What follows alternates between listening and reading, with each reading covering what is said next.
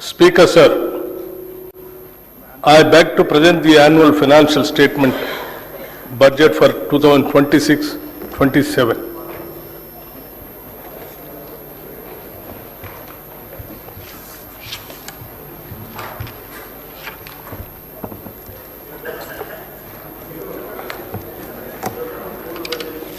గౌరవ అధ్యక్ష,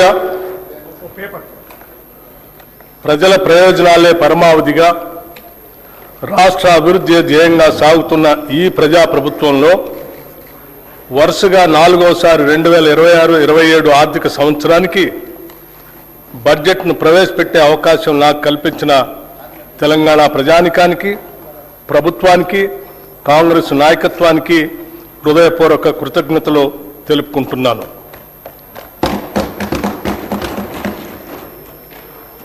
ప్రతి పౌరుడికి సామాజిక, ఆర్థిక, రాజకీయ న్యాయం అందించడమే పరిపాలన లక్ష్యం. డాక్టర్ బిఆర్ అంబేద్కర్ గారు అన్నట్లుగా డాక్టర్ బాబాసాహెబ్ అంబేద్కర్ చెప్పిన అడుగుజాడల్లోనే నడుస్తూ మా పాలన సాగిస్తున్నాం. మేం పాలకులం కాదు, ప్రజలకు సేవకులం. ప్రజలు మాకు అప్పగించిన ఈ అధికారాన్ని ఒక బాధ్యతగా భావించి ప్రజా సంక్షేమం, అభివృద్ధి ధ్యేయంగా రాష్ట్రాన్ని ప్రగతి పథంలో తీసుకుపోతున్నాం. మనల్ని మనం తెలుసుకునే ఉత్తమ మార్గం ఏమిటంటే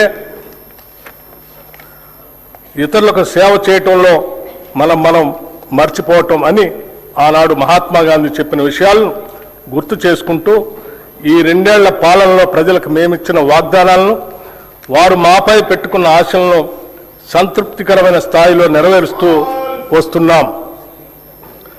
గత ప్రభుత్వం చేసిన ఆర్థిక మరియు వ్యవస్థల విధ్వంసాన్ని సరిచేస్తూ పాత అప్పులను, వాటి వడ్డీలను కట్టుకుంటూనే పాలనను గాడిలో పెట్టాం.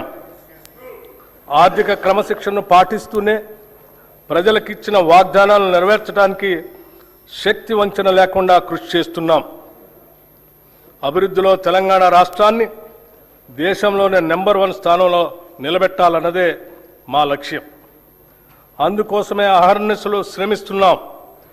ఈ 2 ఏళ్లలోనే రాష్ట్రానికి రికార్డు స్థాయిలో పెట్టుబడులు తీసుకురాగలిగాం. ధీరోదాత్తుడు ఎన్నడూ తనకు ఎదురైన అవరోధాలకు బెదరుడు.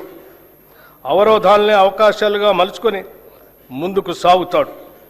మేమెంచుకున్న లక్ష్యాల వైపు అడుగులేయటంలో ఎన్ని అడ్డంకులు ఎదురైనా లెక్క చేయక ముందుకు సాగుతున్నాం.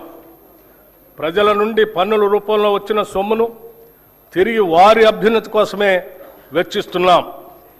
ప్రతి పైసాకు మేము కాపలాదారులుగా ఉంటున్నాం. ఆదర్శవంతమైన పాలనలో రాష్ట్రాన్ని దేశానికే తలమానికంగా నిలబెడుతున్నాం. సుస్థిర రాజకీయ వ్యవస్థ, పటిష్టమైన ప్రణాళిక, దూరదృష్టి, ప్రజలకు మేలు చేయాలనే పట్టుదల మమ్మల్ని నడిపిస్తున్నాయి.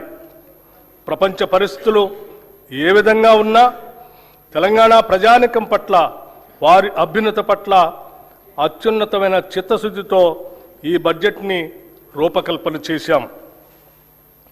అధ్యక్ష, బడ్జెట్ అంటే సంఖ్యల చుట్టూ తిరిగే అంకెలు కాదు, ప్రజల చుట్టూ తిరిగే సంఖ్యలు. బడ్జెట్ ప్రజల జీవన స్థితిగతుల మార్పుకు దోహదపడే లెక్కలు.